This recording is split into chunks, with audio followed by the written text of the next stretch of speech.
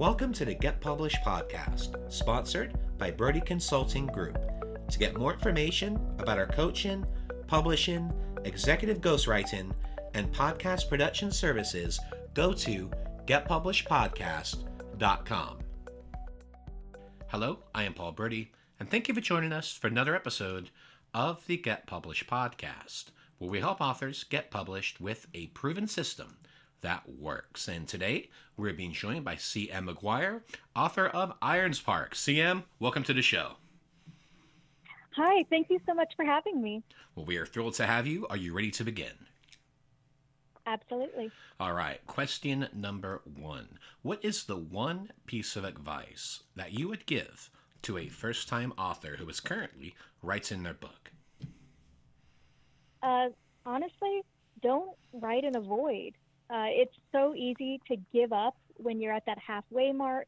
It's so easy to become a little overconfident in your abilities or underconfident. Having feedback, having a group that really works for you is, in my opinion, the best way to hone your craft, really grow your skills. But the flip side of that is you have to make sure it is a group that works for you. I've gotten feedback in the past that was just downright mean-spirited, like these people just enjoyed ripping people to shreds.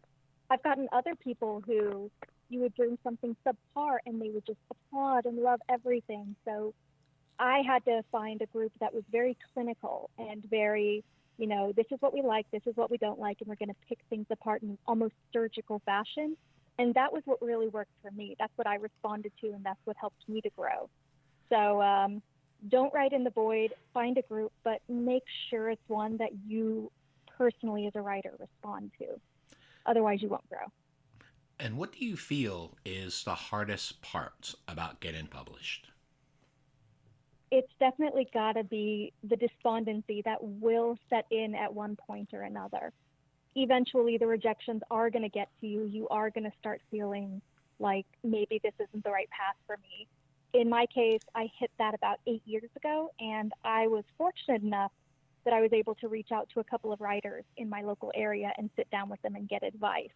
And a lot of it came to do these things and don't give up. But it was really hard. I almost did at that point because I just hit that low.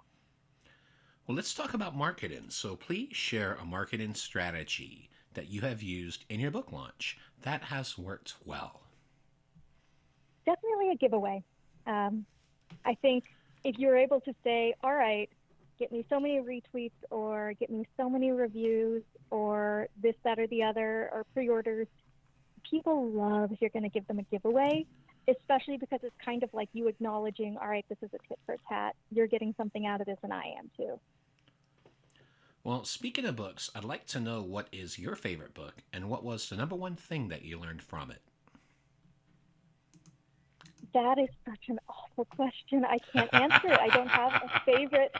I don't know. People keep asking people that, like, what's your favorite book? And, like, it's like asking me which one is my favorite cat.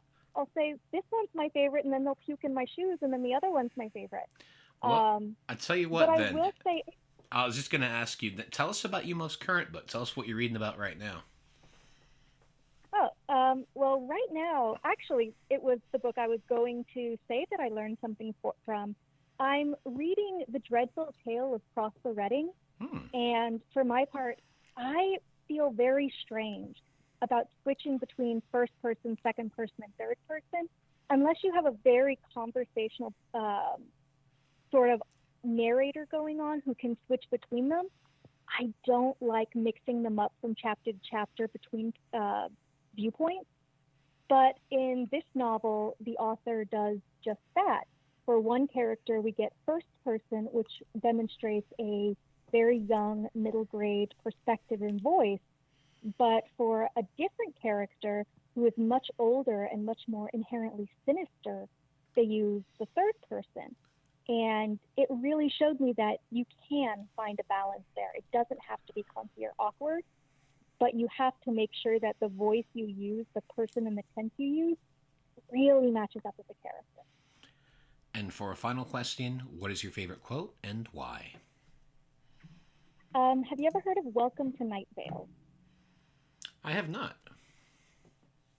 It's a lovely podcast. It's a storytelling podcast. It's very creepy. Best description I ever heard of it was if Stephen King and Weird Al created a town together on Sims and then left it alone for 50 years, that would be Night Vale. Oh, man. And there's a quote from it that says, your place in the cosmos is small, and yet it is. And I just love that because it's kind of a reminder of no matter how hopeless things are, no matter how much the existential dread is getting to you, like, what's this even worth? At the end of the day, you are part of the cosmos. You do have your place in it. And so relish that and make the most of it every single day. Well, Sam, I want to thank you for being a guest on the show. What is the best way for people to find you online?